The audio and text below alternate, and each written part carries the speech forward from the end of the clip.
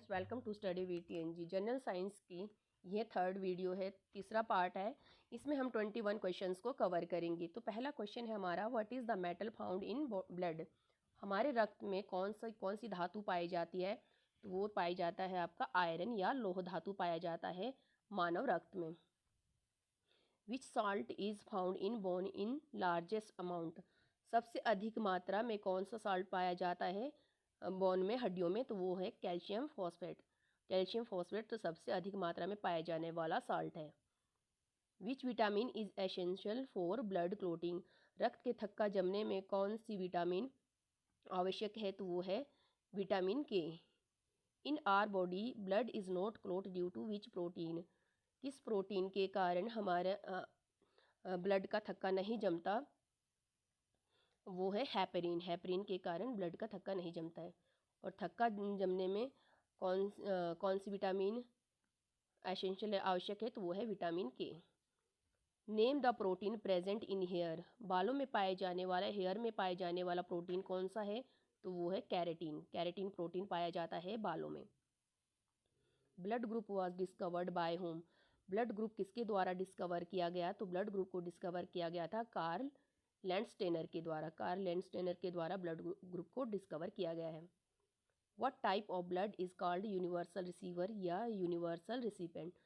सर्वग्राही blood group कौन सा है?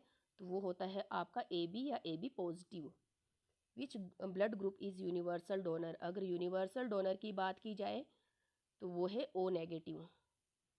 Which is the rarest blood type in human. सबसे जो दुर्लभ या रेयरेस्ट ब्लड ग्रुप टाइप है तो वो कौन सा है? वो है AB नेगेटिव, जो कि रियली ओवरऑल पॉपुलेशन का 1% के आसपास ही लोगों में पाया जाता है, AB negative. Who discovered the circulation of blood in human body.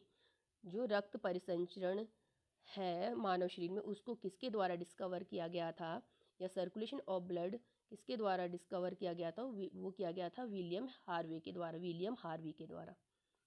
What is the life span of RBC।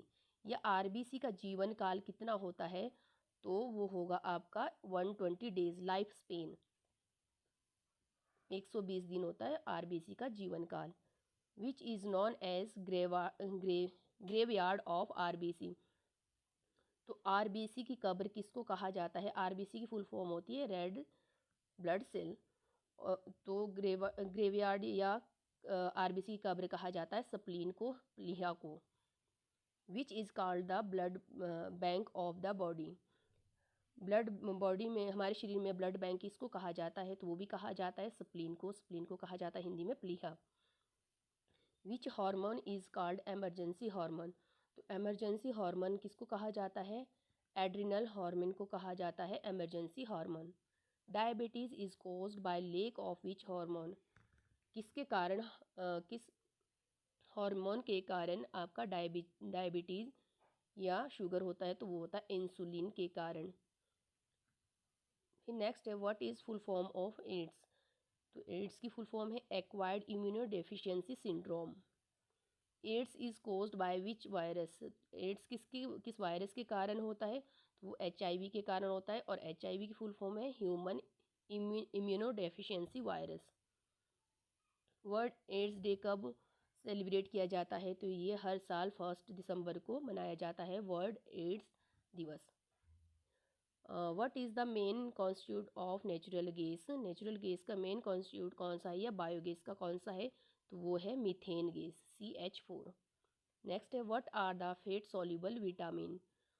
तो वसा में घुलनशील विटामिन्स कौन सी है? तो वो है आपकी ADEK।